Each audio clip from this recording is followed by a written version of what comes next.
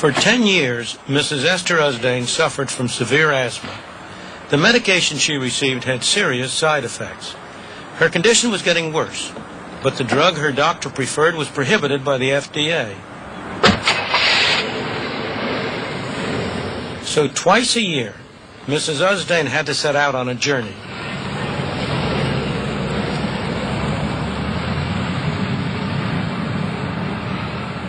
I had been very sick. I had been in and out of the hospital several times, and they couldn't seem to find a way to control the asthma, and I had to change my lifestyle once I was out, even for a short time, mainly because the cortisone derivatives were softening the bones and causing a puffiness of the face and other changes in my body. The doctors were pretty anxious to get me off the cortisone derivative. The drug her doctor wanted her to have had been available for use for 5 years in Canada.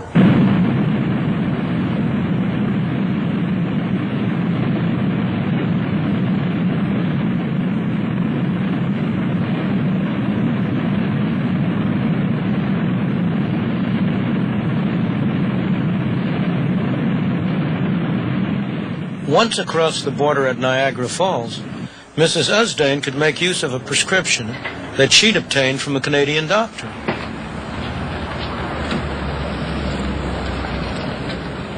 All she had to do was go to any pharmacy.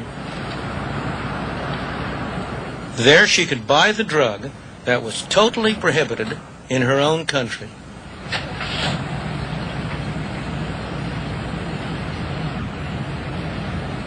The drug worked immediately. This one made such a difference in my life, both because of the shortness of breath being resolved, and also because now we didn't have to worry so much about the softening of the bones. Fortunately, once I got that medicine, very quickly, everything sort of reverted back to much more of a normal lifestyle.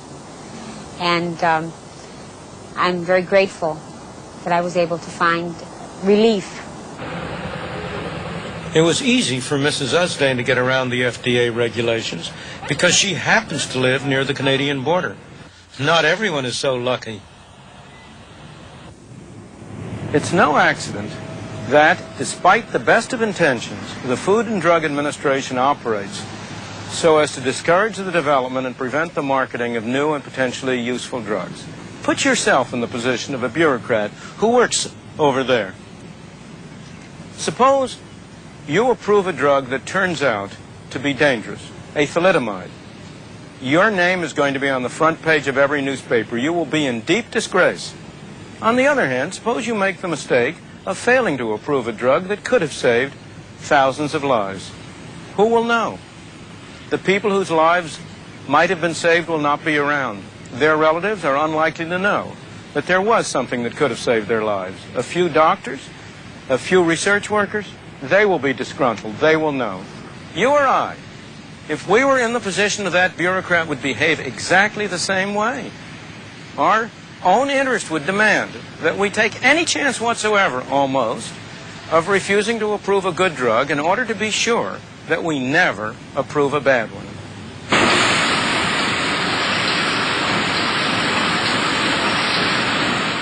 Drug companies can no longer afford to develop new drugs in the United States for patients with rare diseases.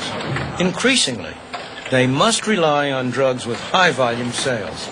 4 drug firms have already gone out of business, and the number of new drugs introduced is going down.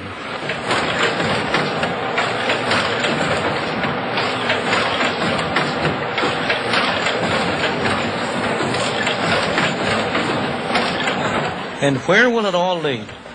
We simply haven't learned from experience. Remember Prohibition? In a burst of moral righteousness at the end of the First World War, when many young men were overseas, the non-drinkers imposed on all of us prohibition of alcohol. They did it for our own good. And there is no doubt that alcohol is a dangerous substance. Unquestionably, more lives are lost each year through alcohol and also the smoking of cigarettes than through all the dangerous substances that the FDA controls. But where did it lead? This place is today a legitimate business. It's the oldest bar in Chicago. But during Prohibition days, it was a speakeasy. Al Capone, Bugs Moran, many of the other gangsters of the day sat around this very bar planning the exploits that made them so notorious. Murder, extortion, hijacking, bootlegging. Who were the customers who came here? They were people who regarded themselves as respectable individuals, who would never have approved of the activities that Al Capone and Moran were engaged in. They wanted a drink, but in order to have a drink, they had to break the law. Prohibition didn't stop drinking, but it did convert a lot of otherwise law-obedient citizens into lawbreakers. Fortunately, we're a very long way from that today with the prohibition on cyclamate and DDT. But make no mistake about it, there is already something of a gray market in drugs that are prohibited by the FDA. Many a conscientious physician feels himself in a dilemma, caught between what he regards as the welfare of his patient and strict obedience to the law. If we continue down this path, there is no doubt where it will end. After all, if it is appropriate for the government to protect us from using dangerous cap guns and bicycles, the logic calls for prohibiting still more dangerous activities such as hang gliding, motorcycling, skiing. If the government is to protect us from ingesting dangerous substances, the logic calls for prohibiting alcohol and tobacco. Even the people who administer the regulatory agencies are appalled at this prospect and withdraw from it. As for the rest of us, we want no part of it. Let the government give us information, but let us decide for ourselves what chances we want to take with our own lives. As you can see, all sorts of silly things happen when government starts to regulate our lives, setting up agencies to tell us what we can buy, what we can't buy, what we can do. Remember, we started out this program with a Corvair, an automobile that was castigated by Ralph Nader as unsafe at any speed. The reaction to his crusade led to the establishment of a whole series of agencies designed to protect us from ourselves. Well, some 10 years later, one of the agencies that was set up in response to that move finally got around to testing the Corvair that started the whole thing off.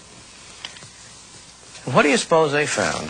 They spent a year and a half comparing the performance of the Corvair with the performance of other comparable vehicles. And they concluded, and I quote, the 1960-63 Corvair compared favorably with the other contemporary vehicles used in the tests. Nowadays, there are Corvair fan clubs throughout the country. Corvairs have become collector's items. Consumers have given their verdict on Ralph Nader and the government regulations. As Abraham Lincoln said, you can't fool all of the people all of the time. It's time all of us stop being fooled by those well-meaning bureaucrats who claim to protect us because they say we can't protect ourselves. The men and women who have fostered this movement have been sincere. They believe that we as consumers are not able to protect ourselves, that we need the help of a wise and beneficent government. But as so often happens, the results have been very different from the intentions. Not only have our pockets been picked of billions of dollars, but also we are left less well protected than we were before.